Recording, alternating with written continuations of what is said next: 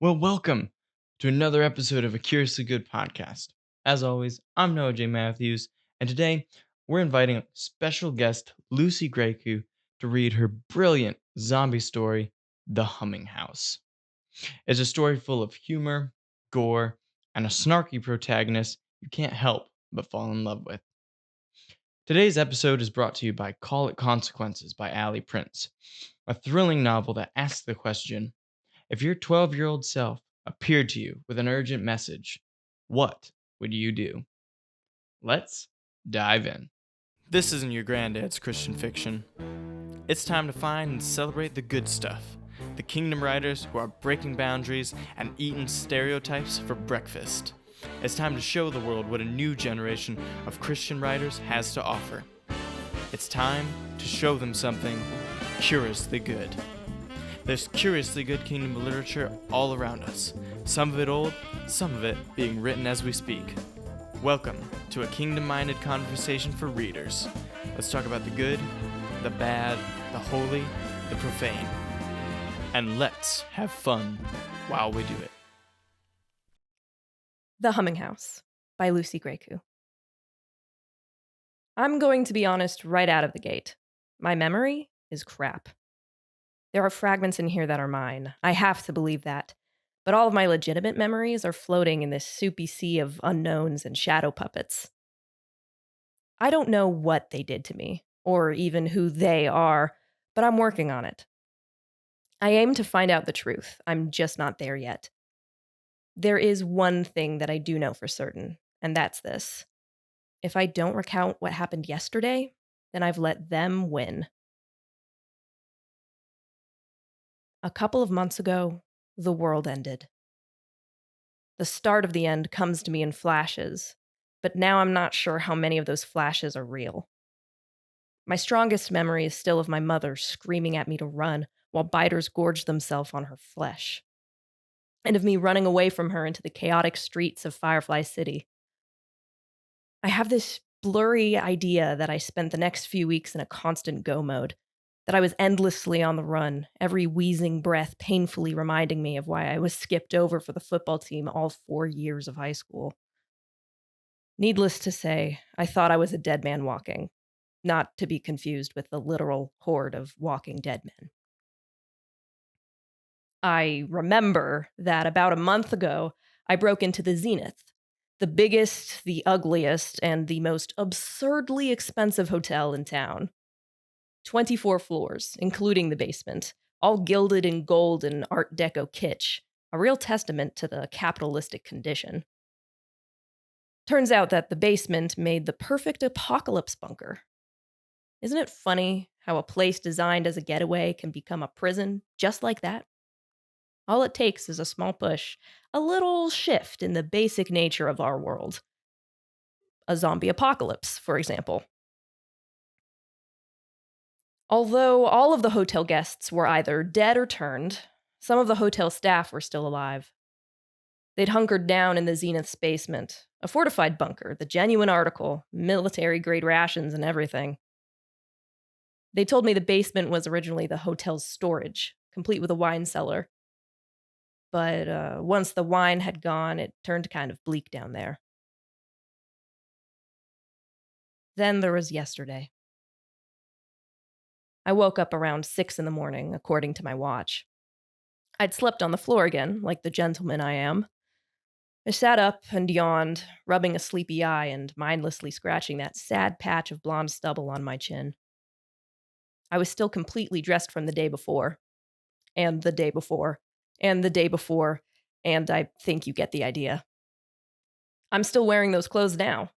Checkered slip-ons, mismatched socks, dark wash jeans with a secondhand belt, though the stupid jeans still refuse to stay up. My Elkshore National Park t-shirt, and a green and orange trucker hat that I don't have any particular attachment to. It's just the only hat that fits my stupid big head. That's not a metaphor. I really just have an annoyingly large cranium. There's also my varsity jacket, black with minty green trim, a smattering of old art club patches along the sleeves and back, with my surname across the shoulders. As soon as I got up, I scanned the array of drowsy survivors for my one and only ally, Sally. She was my anchor. Cheesy sounding, I know, but it was true. If I were one of those romantic artists of old, I guess I'd call her my muse, but that's almost worse, I think. Sally was the only other teenager held up in the zenith, and to be honest, I never really talked to any of the others anyway. If I were asked to pick out their faces in a crowd, I'd only be able to point out Sally's. I think another thing is that Sally was real in a way I wasn't. She thrived under pressure and kept in good shape, both mentally and physically. She was a year older than me and a head taller, with features that any artist couldn't help but admire. Her skin was tan like caramel, with freckles that only sat on her nose, a nose that was slightly crooked, but it really suited her bone structure that way. She had this sandy blonde hair that was cut short, with fluffy middle part bangs that were longer. Best way I can put it is that she was kind of like if a Disney prince were redrawn as a hot 19-year-old girl. I spotted Sally standing by the elevator, listening to her walkie talkie. She looked at me as I approached her. I knew that there was only one person she could be talking to, and that was Clara Knox. Clara Knox ran things around the Zenith, not that anyone asked her to. She lived on the top floor, according to her, and had been the Zenith's manager before the end. She was pretty self conceited because she knew every inch of the hotel, every hall and every room and every door and every floor, and apparently, based on the tone of her voice, that made her better than us. Sally's conversation ended just before I reached her. She glared down at me, but I could tell that that glare was directed at the imperceivable Knox, not at me. For some reason, Sally never really glared at me. She actually thought I was sort of cool, somehow. "I'm going for a food run," she said, hesitantly. There really wasn't a surprise there. Sally did all the food runs. Then she added, "Knox wants you to go with me." My body went cold. I stared up at Sally with this stupid, pleading expression in my eyes. "No way," I said. "No, no, no, no, no. Is she crazy? I can't go out there. I couldn't really get the words out. My mother's face flashed like lightning in my head, and I recalled the sheer desperation in her voice. Fact was that I hadn't left the bunker since arriving. It's not that I didn't want to be helpful, it's that I was scared of dying. I wasn't wired to play the hero, not like Sally. Sally put the walkie talkie onto one of the nearby storage shelves, then plopped her left hand down on top of my head. She did that a lot when she wanted to get real with me. "Roy," she said, her eyes boring into mine, "stay behind me and watch your feet. Then you'll be fine." She turned away and picked up the wooden, nail covered baseball bat leaning next to the elevator. That was her favorite weapon of choice. She loved the classics. "I'm not going to let you get bit," she added, glancing back at me. "If you die, I'll have nobody to not glare at." I smiled. Underneath that smile, though, was a painful desire to prove, somehow, that I wasn't scared. Shove it down, I thought. Man up. "I'm not scared of dying," I said. "But for you, Sally, I'll try not to bite it." Poor choice of words," she laughed. I laughed too. It was kind of nice. Unfortunately, the tight pit of anxiety cartwheeling in my stomach didn't really care. The fear got stronger until all I could think of was that I didn't want to lose her too. Not that she was mine or anything. I could feel my palms sweating, so I shoved them into my jacket pockets. I followed Sally into the elevator and we started ascending to the 12th floor. We stood side by side, both of us leaning against the back wall. Somewhere between floors 8 and 9, Sally turned to me. I could tell she wanted to say something, but she didn't. She turned away again. "I'm good," I said. "I didn't ask." "You didn't ask very, very loudly." I grinned, like a liar. "I can handle it, Sally." The doors opened. Sally poked her head out, scanning the once rich-blooded terrain. Everything was so quiet. That was the worst part of it all, the silence. You can't see silence coming. The dead, or I guess the undead, Don't do much when left alone. They just sit and wait in a twisted cycle of decaying and undecaying. But they can smell you, and they move fast and quiet, like air through the vents. So everything's just silent. I peeked over Sally's shoulder, trying to get an idea of what I was in for. Despite the massive arching windows lining the walls and the golden chandeliers glittering the ceilings, my eyes were immediately drawn to the bodies. There were a lot of bodies lying around on the floor, slumped over tables and chairs, propped up against the walls with their heads hanging low. Then the smell hooked my nose. It was so rank that it made my bones hurt. Amidst the bodies, which definitely contributed to the smell, there were plates upon plates of food. Some of those plates were still on the tables, some on the floor, and some were shattered with the food now smeared into the blood-stained carpet. All of it was either stale or rotting, and my nose burned with the scent. It seems weird for me to say thankfully about anything in reference to a sea of the dead, but in this context, I'm sure it will be acceptable. Thankfully, these bodies weren't biters. Biters get this black stuff all up in their veins, like inky lightning scars on every inch of their pale, peeling skin. Problem is, you can't really tell when a body's gonna turn. And not all of them do, it's just one of those things. My mom, for example, she didn't get undead. She just got dead. But I guess that's better than turning. The door to the kitchen was, inconveniently, on the opposite end of the room. Sally pointed it out to me. Two giant, gilded double doors, each side fitted with a small porthole. She took me by the hand, the bat in her free one, and started weaving us through the Dead Sea. I tried to keep my eyes at my feet, painfully aware of how fast a biter could grab my ankles. Stale food crunched under our shoes as we crept across the floor. The sound of it was dull and quiet, like someone in the room, or the room itself, was chewing something, but trying to hide the fact that they were chewing something. Sally's eyes were locked forward. Her grip on me was tight. I couldn't help but keep glancing up at the windows lining the walls. It took me a second to figure out why, but then it hit me. The lighting. Maybe it was because I'd been living in the basement for a few weeks. Or maybe it was because back in high school I was an art club president with no life, if you'll pardon the expression. But I felt like the shadows were off. As I squinted out the window at the pretty ugly view of Firefly City's tightly packed apartment buildings, I swore there was a discrepancy. The shadows inside and the shadows outside seemed to come from two different suns. Maybe I was losing it. This feeling crept up my neck, though. Like it was also too bright to be a little past 6 in the morning. I quickly chalked that up to being a basement dweller. Yeah, I thought. I'm just losing it. So, just like the fear, I shoved it down and said that I was fine and everything around me was fine too. After 3 agonizing minutes, we made it to the kitchen doors. Sally nodded for me to stay back. Once she was done peering through the portholes, she waved me over to her side.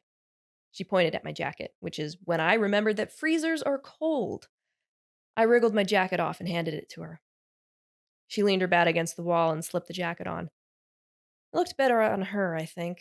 The arms fit perfectly, but it was a little short in the waist, which, paired with her high waisted jeans, came off as being intentionally cropped. She gave me a thumbs up, which I mimicked, and then gestured for me to stay put. She pushed her way into the kitchen, the doors swinging in and out for a few moments after, like saloon doors.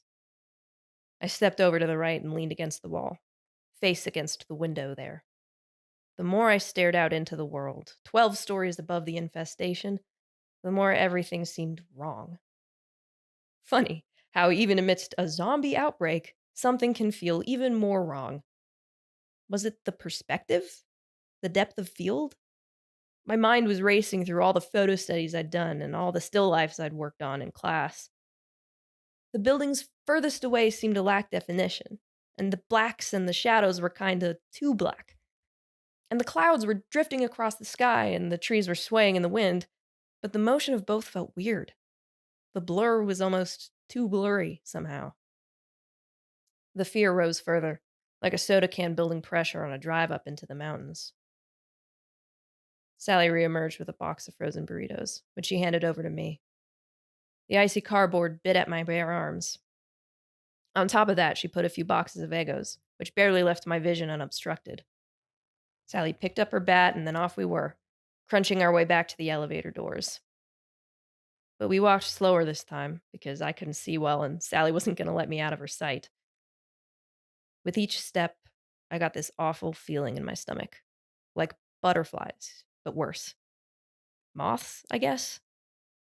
I shoved them down again to the best of my ability, my thoughts all muttering a loop of, "You're fine, you're fine, you're fine." There was a crash, and I flinched bad.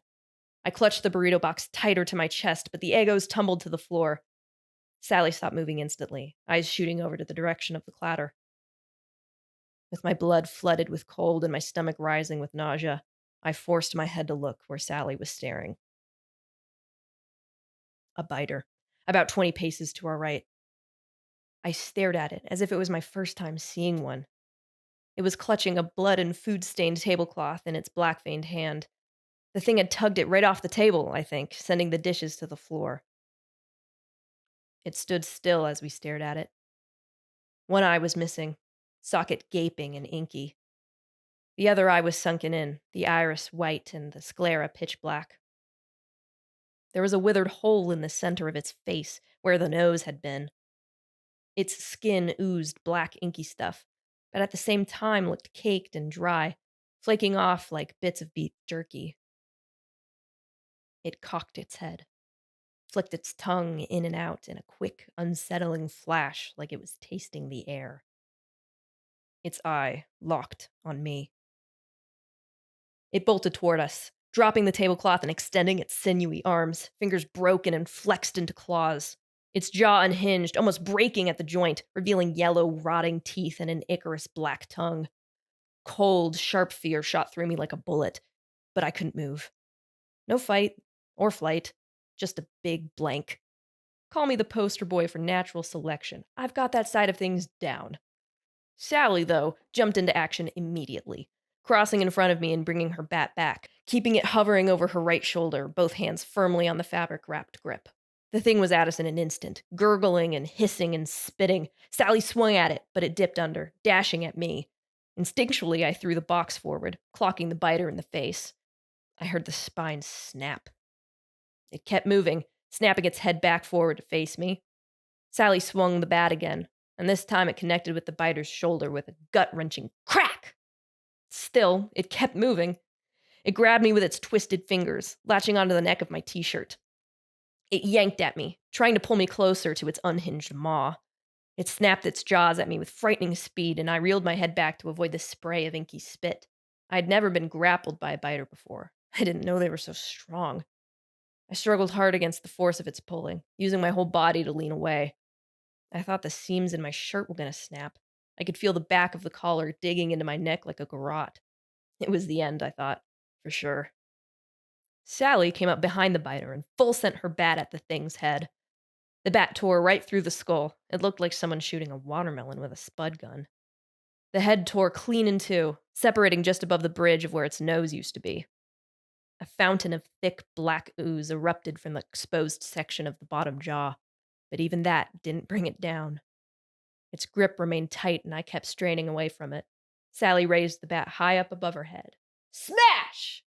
She brought the bat down onto where the biter's head had been. Her bat plowed through a good 3 inches before it stopped, lodged in the biter's chest just above his left lung. The force of the hit sent the biter's body straight to the floor. Now lacking a proper counterweight, I shot backwards and slammed into the window. I cracked my head like whiplash against the glass. I felt it crunch at the weight of my skull, but I didn't hear it shatter. I lost my balance and sagged to the floor, my shirt and face both soaked in biter blood, which smelled like something between insulin and gasoline. I stared at Sally as she watched the biter twitch on the ground, her bat still lodged in its chest. Her face was splattered with blood too, but my artistic sense decided that it suited her. I got up, slowly. I went to brush the glass out of my hair. Then I realized that there was no glass in it. I looked around the floor where I'd fallen. No glass there either. I looked at the window. There was a crack in it like a spider web, from where my head had slammed into it. The crack spiraled from edge to edge of the massive window frame, and, well, parts of it were missing. Not broken off in shards type missing. I mean to say that there were massive chunks of the outside view that were replaced with solid splotches of blue and black, words flickering in the middle of the color strips. Error 313. Internal image breach. The mass of compressed fear in me erupted. I still don't really know what came over me, really. Calling it a panic attack just wouldn't cut it, although panic was part of it. The other part was like that one time my mom filmed my entire piano recital, only afterward realizing that she had recorded over the footage from our trip to Elshore National Park. Sounds strange, I know. But as I stared at that window and registered that it was a glitching, breaking screen, I had this sudden feeling that my memories had been recorded over something else. What was real? Was any of it? Then it hit me. If nothing around me was real, then who was that face in my memories? The face of my mother. Tears welled up in my eyes, and there was nothing I could do to stop them this time. I sobbed, struggled to breathe. It hurt. I let it. Crash! Sally whipped her bat past my face and slammed into the screen. I flinched backward, startling out of my near catatonic state. As I stared at Sally's face, I had a feeling that it mimicked my own. Her blue-green eyes were wide, and she looked kind of far away, and not a happy, peaceful kind of far away. I looked back to the screen. More blue, error-coded chunks had swallowed up the outside world. Sally kept hitting it, silent tears rolling down her elegant cheeks. She hit it until chunks of the screen crumbled to the floor, revealing an off-white expanse of drywall behind it. She started to hit that too, bursting through to the space between spaces, which was backed by sheet metal. She went at the back wall, slamming the bat into it again, the sheet metal denting with each new swing. Clang! Clang! Clang! And I just watched her do it, unable to be of any use or any comfort or anything other than a helpless observer. But I knew what she was thinking. Her bat screamed the question with each bash. What was the point? As more of the wall puckered, the more wild Sally's eyes became, and the more certain I was that she was realizing the truth. It was like when I joined the drama club. On closing night, you stand in a line, and slowly the big curtain in front of you starts to pull open. And then you get it. The more light that pours through to your eyes, the more faces in the audience that you can make out through the glare. You see it, and you know that after you bow, you're done. It's over. You go home. The wall opened up like a curtain call. Light poured in through it like sycophantic applause, faintly blue. Moonlight. The dark sky was smattered with stars, like celestial freckles. I blinked away my tears, trying to catch my breath, realizing that the ground outside was right at our feet and not 12 stories down. And the ground was covered in tall blades of shimmering grass, swaying softly in the night breeze. I brushed past Sally and tried to step out. She stopped me, grabbing me by the arm. I looked up at her. Don't, she managed to say. Her voice was strained, like she was only one wrong word away from bursting into tears like I had. Why? That was all I could get out. You don't know what's out there. But there's something. Sally's grip tightened, but it didn't seem like a threat. It seemed like desperation. I pried her hand from my arm and laced her fingers in mine. We walked out together, slowly. It was quiet, but it was nice. It was an empty silence. All around us were rolling hills of dark greenish gray that seemed to go on forever. I looked behind us at the building, still expecting to see the zenith somehow, even though I wasn't even sure such a place existed outside of my head. Turns out even that was fake. We'd stepped out of a giant, square, ultra modern looking building with no windows or doors from what I could see. I broke away from Sally and started to circle it, almost marveling at the ridiculousness of it. On the side adjacent to the one we'd broken out of, there was a dark metal plaque glinting in the moonlight, fastened to the wall with giant rivets. The Humminghouse, property of the Dreamwood Corporation, under the supervision of Dr. Clara Knox. No trespassing. Sally, I muttered, though mostly to myself.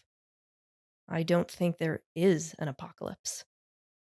Sally's response was instant, with a sour look of sorrow in it that I'd never heard come from her lips before. If that's the case, then what am I supposed to do?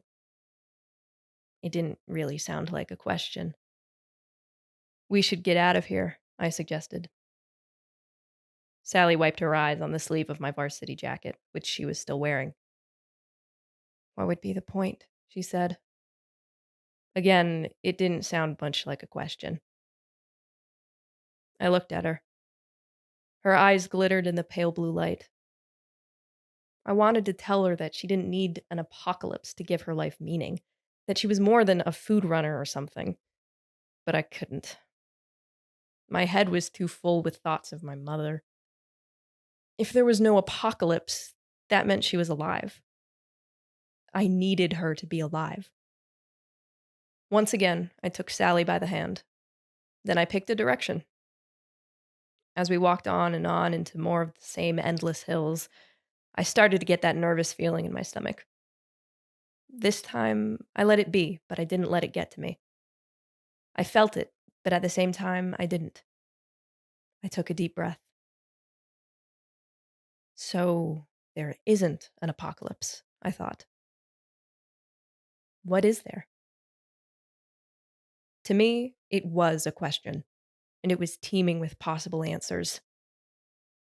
And I'm still not sure what there is out here in the real world, but I'm looking forward to finding out.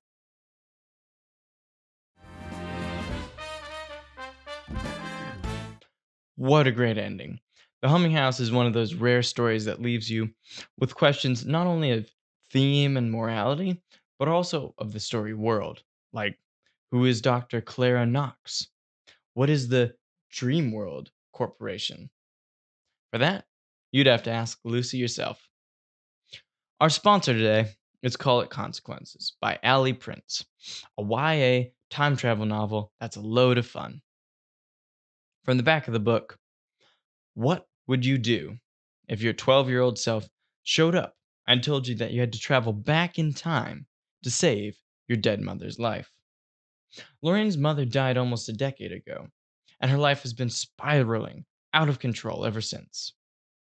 If it's not the grief or her aloof father who won't give up his pointless time travel experiments, then it's the mysterious man in black who always seems to be watching her.